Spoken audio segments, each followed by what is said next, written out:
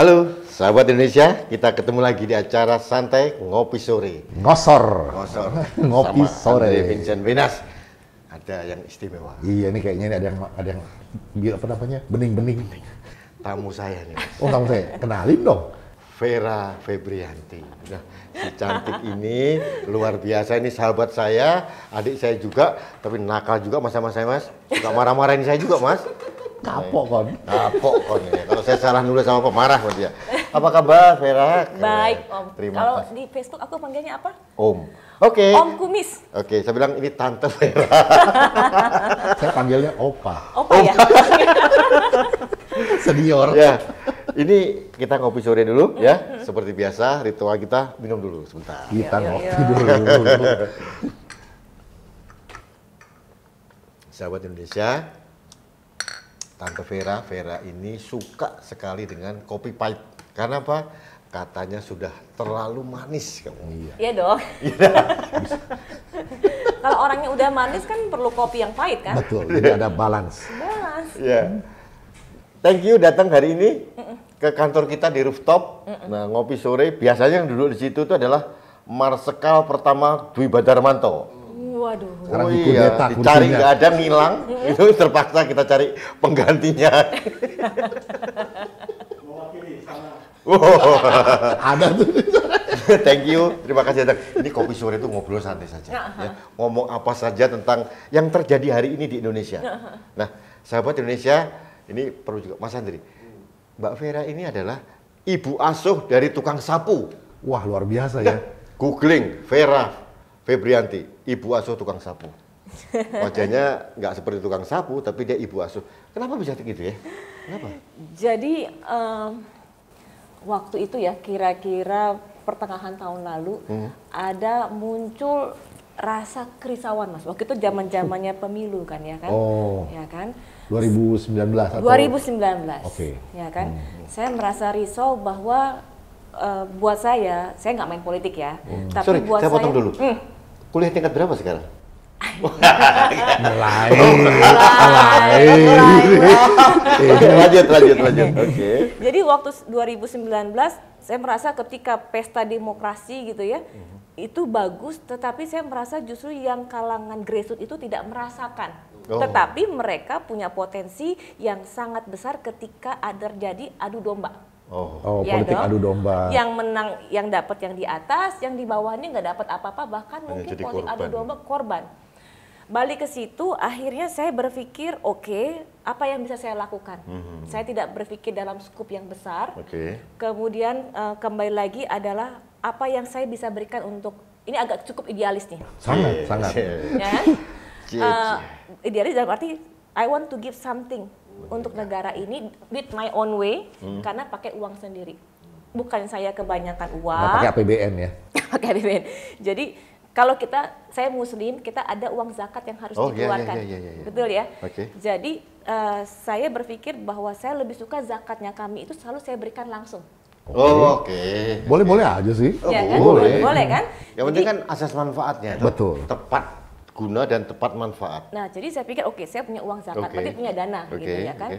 Kemudian targetnya saya adalah menjaga untuk grassroots ini supaya ikutan pesta demokrasi, Oke. ya kan. Sehingga waktu itu yang saya lakukan adalah saya kumpulkan para tukang sapu, ada sekitar 50 tukang sapu Di daerah mana? di daerah perumahan The Green BSD. Oh, Green Green BSD. Iya, oke.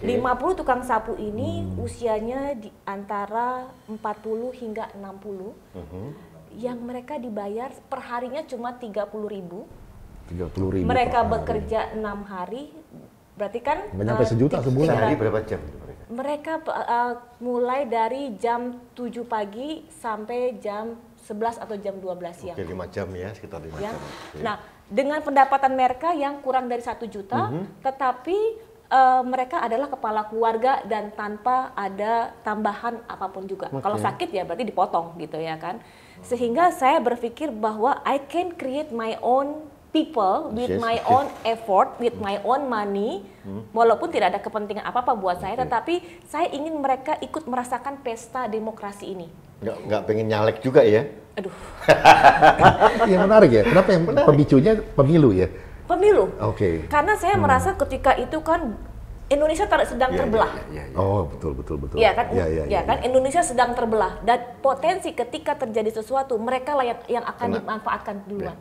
Iya kan? Sehingga saya berpikir, oke, apa yang saya bisa lakukan adalah saya mengajak mereka semua untuk kumpul di rumah saya. Oke. Yang saya ajarkan adalah mereka belajar soal yang simpel, mengaji, panggil ustadz gitu ya. Tentu ustadznya itu saya sudah wanti-wanti jangan bicara politik. Kepada mereka saya cuma mengatakan ibu-ibu, saya panggil emak karena saya menganggap mereka semua orang tua saya. Oh, tukang sapunya nih emak-emak? Emak-emak semua, perempuan semua. Emak-emak sekarang lagi pesta demokrasi pemilu gitu ya.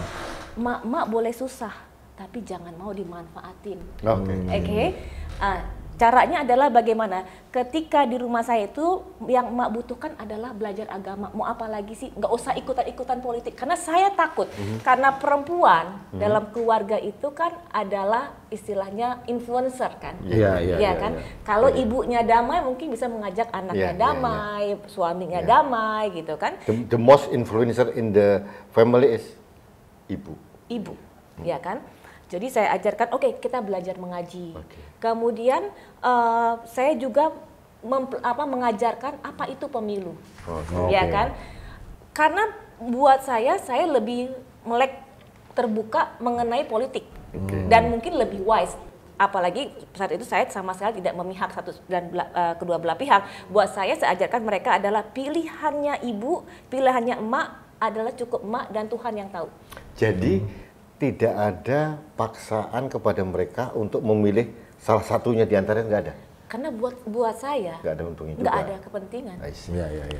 Yang ada saya ajarkan mereka begini, waktu itu ya, Mak hari ini siapa pihak mana nih, 01 apa 02 yang lagi kampanye?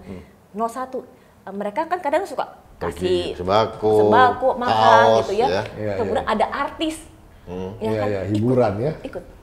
Besok ada siapa lagi ikut. Tetapi ketika emak jangan mau, saya ajarkan jangan mau harga diri itu dibeli. Jadi artinya apa? Cukup emak atau ibu ini dengan Tuhan aja yang tahu. Menarik ya, kesadaran politik dan tidak memihak ya. Ini bagus sekali. Tapi apa yang diajarkan kepada mereka selain ada penceramah agama gitu? Yang mereka butuhkan. Contohnya waktu itu saya lihat mereka ini kan adalah tulang punggung keluarga yang kurang hiburan, ya kan? Jadi saya panggillah guru poco-poco. Poco-poco. Diajarin poco-poco juga? Diajarin poco-poco di rumah, mereka seneng karena hiburan, ya kan? Just for fun gitu ya? Untuk masyarakat grassroots itu yang sangat dibutuhkan tuh adalah sebenarnya hiburan loh. Hiburan dan penghargaan. Sekarang gini, juga ya. Biar nggak stres. Ini adik saya ini guru yoga juga. Tadi sahabat. Diajarin adik. Yang mana yang bener ya? Ada suaminya. Mas bahaya itu. Siap. Diajarin yoga juga nggak? Kalau yoga itu, teknik pernafasan. Oh, teknik pernafasan. Pernafasan. Nah, setelah itu adalah penambahan terhadap pengetahuan. Misalnya minggu ini saya panggil teman-teman yang pintar masak supaya diajarkan. Kemudian saya sempat manggil Mekar itu PNM untuk memberikan pengarahan juga kepada mereka. Untuk usaha mikro ya. Pokoknya mereka itu setiap hari Sabtu itu mereka kan gajian nih. Jam 10, jam 11 udah sampai rumah saya dan itu rutin sampai kurang lebih pas Covid aja, jadi kurang lebih hampir setahun itu berjalan. Sampai sekarang masih. Pemilu masih terus ya?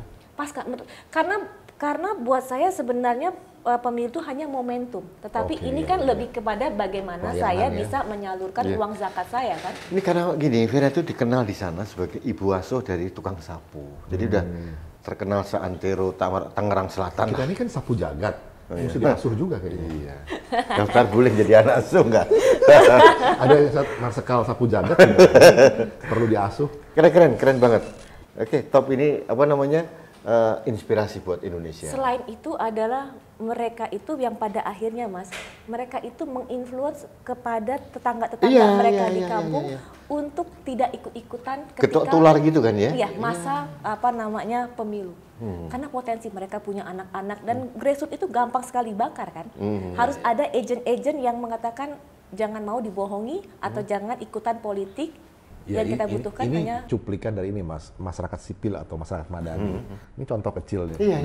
Dan Ya. nggak perlu juga harus terlalu Gembor besar-besar. gitu ya. Di lingkungan yang terkecil, di lingkungan sekitar kita gitu ya, dengan kemampuan dana yang kita punya gitu ya. Iya. Simple, tapi inspirasi untuk Tapi executable. Ya. Langsung dieksekusi. ada hasilnya. Ya ada hasilnya. Tapi oke, pada itu kan sebelum Pilpres ya. Setelah Pilpres, bener nggak sih mereka seperti mengikuti apa yang dikatakan Mbak Vera? Oke, yang terjadi sebenarnya ya, sekali lagi bahwa dari awal kan saya tidak menekankan untuk pilihan politik. Karena saya tidak mau bergerak di sana, cuma saya mengajarkan ini lagi pesta rakyat nih, ikutin deh. Yang satu bikin party, kita senang, satu lagi bikin party, itu sementara pilihan kita dan Tuhan. Ketika menjelang pemilu itu, rupanya mereka itu memberikan sumbangsi. Jadi karena mereka tukang sapu jalan dan ketika mereka nyapu di rumah orang, mereka menjadi turut untuk ibu, misalnya yang punya rumah golput gitu ya. Ibu kenapa golput? Saya aja milih kok Bu. Efeknya secara efeknya adalah waktu itu bisa dibuktikan jumlah pemilih di TPS tersebut naik. Jadi apa namanya? Golput juga menurun drastis berarti ya? Golput itu kan ada beberapa masyarakat yang merasa tidak perlu apatis ya gitu kan? ya. Tetapi ketika seorang tukang sapu yang sedang menyapu rumahnya mengingatkan mereka juga. ada rasa malu. Betul. Ya, Ya, kita kan? memang sebetulnya sebaiknya juga nggak golput sih memang. Tetap harus memilih ya. Kalau pilihannya semua jelek, ya pilih yang paling sedikit jeleknya di antara yang jelek-jelek. Betul. Harus tetap memilih memang, betul sih. Wah hebat untuk Indonesia. Oke, apalagi yang kegiatannya? Yang Hari ini lebih dari mana? menarik lagi Hari ya. ini dari mana ini? Hari ini? Yuk, dari pagi susah banget dicari ini.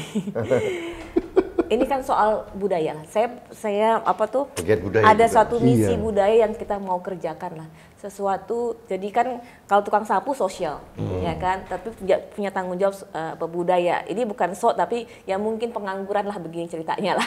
Pengacara gitu ya. Karena ketika saya kembali, ketika banyak kegiatan budaya. 2012 saya kembali ke Indonesia. Sebelumnya kan saya di Singapura kan. Terakhir saya di Sumitomo. Waktu itu kita kembali ke Indonesia selain waktu itu untuk merawat ibu mertua yang stroke. Yang kedua adalah Sudah kawin Mas, benar. Kenapa ada kekecewaan atau apa katanya? Oke, terus so? saya dan suami itu bekerja di perusahaan multinasional PMA lah. Unilever, Sumitomo gitu ya. Kita tahu bahwa apapun yang kita Trakindo kerjakan, sekarang akhirnya pindah ke Trakindo karena perusahaan lokal. Karena kita merasa apapun yang kita kerjakan, Nihongo Kaisha nih. larinya akan ke luar negeri. Oke. Keuntungan, dividen, Saatnya lari kembali ke perusahaan nasional. akhirnya kita bilang Swasta nasional. agak idealis, yuk we want to give something back to the country, gitu kan. Saya balik ke Indonesia, terus saya ada akuisisi pabrik di Cikarang, cuma sekali lagi jarak antar rumah dan Cikarang ini jauh, akhirnya saham saya di buyback dan saya cuma jadi ibu rumah Lintas tangga. provinsi itu, Banten, Jakarta, saya- Jawa Barat. Betul, jadi ini cukup membanggakan juga waktu itu, ini adalah perusahaan Jepang yang sahamnya saya beli.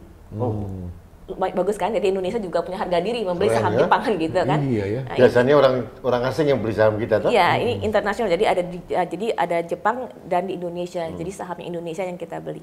Tapi karena jarak, akhirnya saya pikir udahlah dapat untung sedikit di buyback, ya sudah gitu kan. Iya. Akhirnya jadilah pengacara. Nah, Pengangguran banyak acara. ketika Tapi acaranya keren loh. Iya, acaranya bagus. Ibu Menteri, waduh luar biasa. Acara di Borobudur itu apa sih? acara Bocorin dikit boleh nggak? acara Borobudur. Jadi gini. Candi Borobudur apa? Iya, Candi Borobudur. Candi Borobudur. Nah, ini kan tadi sosial ya, sekarang Oke. budaya. Nah, Karena si pengacara ini nggak ada kerjaan, tapi otak kan harus berpikir gitu ya. Udah, kita nggak usah mikirin uang deh, kita mikirin something yang ke ini. nggak mikirin uang karena uangnya numpuk di bank, jadi nggak Uang mikirin dia. Uang mikirin dia, ini bahaya. Ini. So, Amin, lanjut. amin. Jadi secara pariwisata kan ada 5 daerah percepatan wisata. Iya, kan? iya, iya. Prioritas Salah ya. satunya adalah Borobudur. Iya, salah satu. Oke, ya. Iya kan? Kebetulan saya nyambung di batik, saya suka menari gitu ya. Jadi bagaimana bisa membuat suatu film yang bisa larinya ke batik, kemudian larinya ke Borobudur yang tujuannya adalah selain pelestarian budaya, adalah sebagai hiburan, juga tujuan wisata, Promosi juga. promosi. Oh, Ini iya, kerjasama kreatif sama juga ya. Kementerian Pariwisata. Ini yang sedang kita usulkan. Oke. Gitu Jadi kan. nanti semua lokasinya di Bayang- Muntilan, Borobudur. Oke. Jadi bayangkan seorang penari Oke. ketika dia buka lemarinya itu dia teringat melihat koleksi batiknya. Ada rasa keinginan. Oh, ini COVID-19 skenario-nya begitu ya, skenario-nya ya. gitu. COVID-19 ini kan semua orang kan nggak bisa, yang penari yang tadinya menari tidak bisa menari gitu kan. Oh iya. What we all can do adalah spirit itu tetap harus ada kan. Iya, So, betul. kemudian dia tetap semangat, kemudian somehow dia menghibur dirinya dengan bermeditasi, and then klip berikutnya seakan-akan beliau sedang menari di depan atau di Candi Borobudur. Candi Borobudur. Borobudur. Dan Oh, artis gitu. itu adalah Vera. Mbak Mami lah. Oh, temannya yang tahu. Oh, Mbak Mami keren. Mbak Mami itu yang kemarin Nari itu ya. wah keren. Bagus ya. Tari Bedoyo Sekar Tanjung Bedoyo dimodifikasi menjadi tari nasionalisme. Betul. Oh, keren itu. Karena kadang-kadang kita kan nggak perlu tampil di depan kan. Oh, Ya dong. Ini namanya Iya aktor dong. intelektual. Iya. Kita Dia memprovokasi orang untuk maju, keren itu. Kan ada film Godfather, ini Godmother kali Iya, ya. iya. tujuannya Mbak adalah Mami aja yang nari sana. saya pikir karena kan dalam COVID seperti ini, but the point is adalah kita memberi suatu semangat. Iya, Iya, iya. Semangat untuk pekerja seni, untuk mereka one day it will back or even get better gitu ya kan. iya, iya. Yang kedua adalah nanti mungkin film tersebut bisa dalam bentuk film atau dalam bentuk Oke. apa yang share kepada Oke, media sosial, itu kan suatu hiburan gitu kan. Hiburan dan inspirasi. Inspirasi, Itu penting ya. Keren aku. ya kan. Kapan ini? Kapan ya? Nanti update-nya nanti aku mesti follow up lagi nih karena mesti bikin Oh, konsep kan. ini masih masih bentuk usulan ya? Masih Oke. bentuk proposal. Sambil nunggu ngopi dulu. Ya dong. Boleh, Nunggu boleh. proposalnya. Iya, iya. Kita harus pikir, itu benar, saya setuju banget. Pariwisata ini benar-benar kena nih. Dampak Covid. Dampak COVID-nya luar biasa. Iya. Di Jakarta saja, industri pariwisata, hiburan juga collab gitu. Teman-teman juga dampaknya luar biasa. Ya. Kemarin saya cerita ya, ada orang yang biasa main Main di organ. di kafe itu karena tutup, dia karena suami istri ya, Ngamen. hanya sekedar makan, dia harus ngamen. Ngamen di jalanan. Itu dampaknya luar biasa. Jadi Betul. artinya mereka sudah siap dengan protokol kesehatan gitu ya, dengan protokol kesehatan. Jadi artinya mereka juga Tinggal nunggu lampu hijau. ini harus kita dorong juga. Aku ada ide sebenarnya, Mas. Seniman itu identik dengan passion, Ya, passionnya. ya kan? Mereka hanya bergerak berdasarkan passionnya mereka, talentnya mereka. Itu mereka unik gitu ya. Tetapi saya melihat sebenarnya jalan keluar yang lain adalah ketika katakanlah ini pengamen suami istri ini, berarti kan asetnya mereka adalah menyanyi. Iya, iya, iya. Iya toh? Kalau mereka mengharapkan untuk bisa tampil lagi kan nggak bisa nih karena kondisi 19. Bisa nggak kalau mereka itu istilahnya kelebihan mereka ini misalnya mereka katakanlah menjual kopi, buka kedai kopi atau mungkin sederhana, tetapi unique selling proposition-nya adalah si suami sambil nyanyi. Sambil nyanyi. Ini Oke. ide bagus nih. Nanti teman-teman itu kita kenalkan sama Mbak Meta, kenalkan, ya. ya. Bener nggak? Iya, iya, Mereka iya. punya rumah nih, Iya. kan? Iya, betul juga ya. Kopinya bikin dari dapur, nggak perlu ada dapur khusus dong. Iya. Kadang-kadang tentu ada protokol. Tetangga mungkin 1-2 orang lagi iseng datang beli kopi. Tentu ya sekali lagi dalam masa Covid ini penjualan tertinggi itu berada secara online. Ya, Pasti ya, kan. ya. Tetapi jadikan ini suatu branding. Istilahnya mungkin brandnya gini Mas. Kopi menyanyi. Tapi di Jalan Sudirman kalau malam yang jual pakai sepeda tuh kopi Starling itu, Mas. Starling sepeda keliling. Ada Starbucks, ada Starling. Iya. Jadi Star keliling dia. Iya. Nah, itu juga bisa sambil nyanyi mungkin kayak begitu ya. Karena itu menjadi nilai plus. Nilai plusnya iya betul. Jadi dia dapat tambahan dari yang nyanyinya maupun dari jualan minumannya. Suami istri kan adalah penyanyi, pemusik kan. Mungkin kopi mereka nggak terlalu Ya, secanggih atau bukan poin, seenak kopi apapun. bukan poinnya sih. Tapi Poinnya added adalah value-nya kan dari nyanyinya itu, kan? ada nyanyi Nice. itu. Saya akan sampaikan ya, ide-ide itu Itu keren. secara datang secara offline. Terus bagaimana dengan yang online? Online. Misalnya kan gitu ya.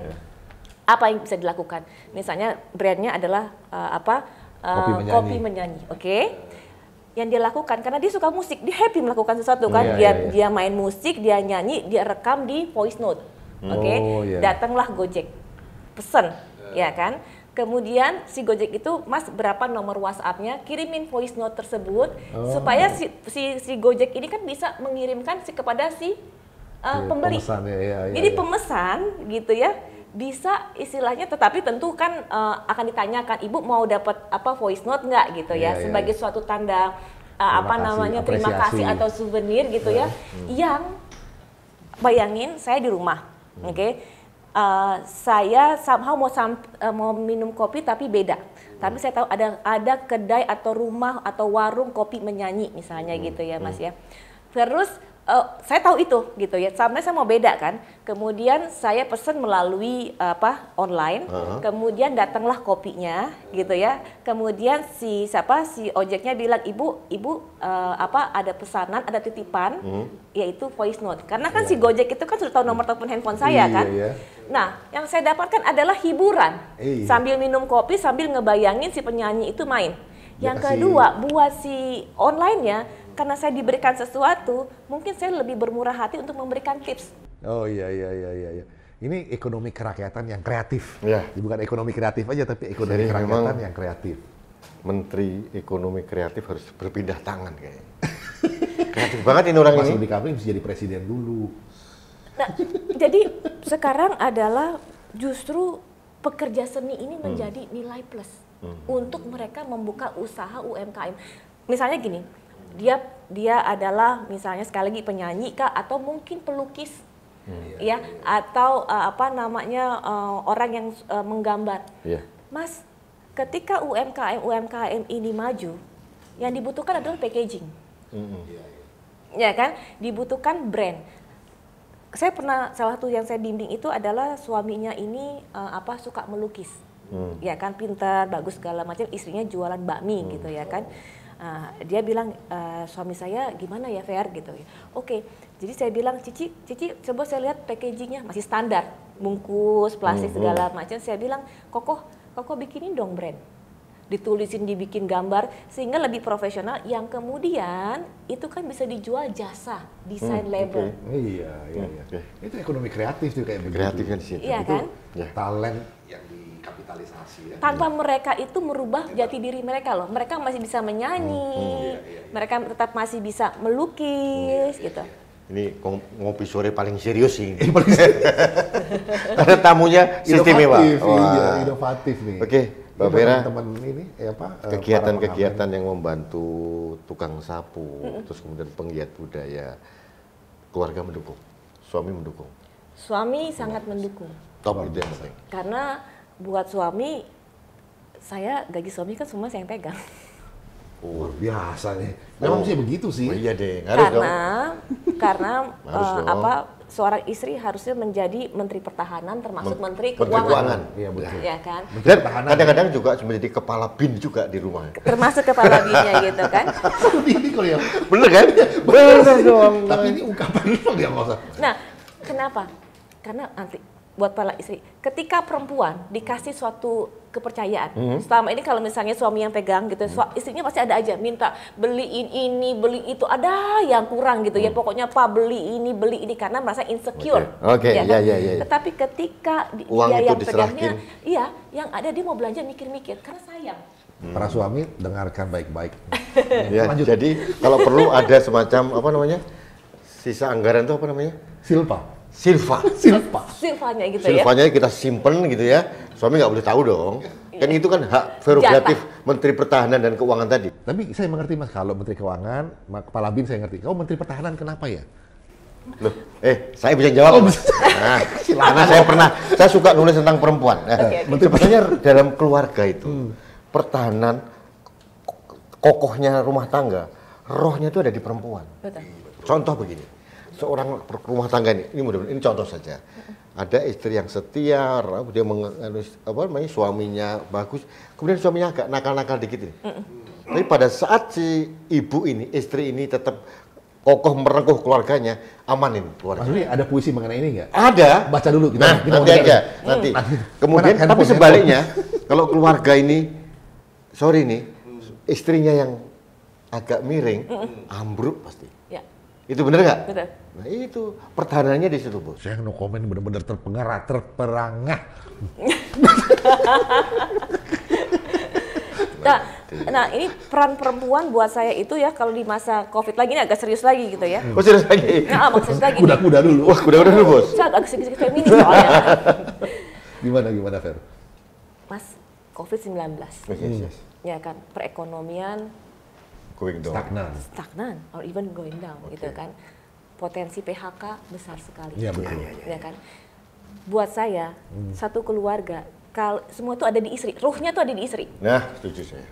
Rumah tangga itu, suami itu bisa menjadi surga, neraka istri. Tetapi bagaimana istri bisa menjadi surga kalau dia feel secure? Perempuan itu potensial sekali dengan insecure. Kita hari ini kan? mendapatkan Secure dan insecure. pelatihan tentang Ya kan? Dengarkan baik-baik. Tetapi ini ada para hubungannya suami. adalah bahwa yang harus dipersiapkan dari sekarang, saya juga mungkin saya nggak tahu apa peran dan program pemerintah Oke. khusus kepada ibu rumah tangga. Karena begini, pemerintah juga kan bertugas untuk menjaga keamanan Iya. dari potensi-potensial perpecahan atau apapun itu ya. Saya belum ada lihat program pemerintah yang Nggak langsung menyentuh. kepada ibu Itu rumah Menteri tangga. PPA, Wanita. ada harusnya Iya. PPA. Tetapi bagaimana perannya terutama dalam masa COVID ini? Kesiapan seorang ibu ketika masa penyebaran COVID-19 gitu ya. Sebenarnya ibu itu kan buruh, Iya. Dengerin nih, benar. ya kan? Ini saya setuju nih. Ibu itu guru loh Mas. Ibu itu guru, perawat, dokter. General Affairs. Nah, General saya Affairs, nggak lihat semua. ada program yang pemerintah menyatakan atau menunjukkan kepada tanggung jawab terhadap penyebaran COVID-19 ini ada di kaum ibu. Tapi kemudian ibunya diberikan pembelajaran. Empowering gitu. dong, Empowering. memberdayakan. Pembelajaran. Ya, benar juga ya. Saya pikir ya Mas bayangin kalau ini misalnya ditujukan langsung. Karena semua ruhnya ada di perempuan. Kalau ibunya sudah aware mengenai penyebaran COVID-19, bagaimana pencegahannya, kira-kira beliau juga akan menjaga nggak kalau anaknya sembarangan? Setuju. Suaminya sembarangan beliau akan menjaga nggak? Iya. Setuju. The point is very simple. Ya, ini Bu Bintang, Ibu Menteri PPA ini, idenya keren. Iya. Jadi ketahanan rumah tangga Lewat ibu-ibu. awalnya adalah memberdayakan ibu-ibu. Termasuk pencegahan penularan COVID-19. Ya. Termasuk adalah menjaga bagaimana kestabilan suatu negara. Balik lagi masalah ekonomi, PHK. Ini kalau kawan kita Pak Jenderal ada di sini, Pak Marsikal, mesti bagus juga tuh. Masih menangis tergugu. Oh, masih nangis dia. Nangis dia, terharu, tercerahkan Ini gitu. tercerahkan kayaknya, wah Iya, dapat sesuatu yang pasti. baru Tapi ya banget apa-apa, gitu. nanti kita sampaikan. Nanti kita sampaikan, kita cerita deh. Iya. Soalnya beliau ini paling perlu ini. Oh gitu ya? Perlu pencerahan gitu Kita ya. ngawal terus dari berdua nih beliau, cuman hari ini ya. Tapi ya namanya temen ya, kita harus terus memberikan pencerahan dan pengawalan. Waktunya sudah mau maghrib, ya kita pamit. Tapi terima kasih kedatangannya, Makasih banget nih. terima kasih pencerahan. Mbak Vera atau Tante Vera? Vera Febrianti, lahirnya bulan April. Oh enggak ya? Februari dong. Februari dong sama saya. Oh Februari, nyamain aja. Nama-nama ini. Jangan bilang-bilang Pak Ya, Jenderal. baik, terima kasih Mbak Vera, terima kasih Mas Andri. Kita ketemu lagi di rubrik berikutnya. Nanti kita undang lagi, ngobrol lagi. Oke, terima Thank kasih. you. Sahabat Indonesia, dengan demikian Ngopi Sore dengan tamu istimewa Vera Febrianti. Banyak hal yang kita dapat dari seorang inspirator kita. Oke, sampai ketemu lagi pada acara Ngopi Sore berikutnya. Dah.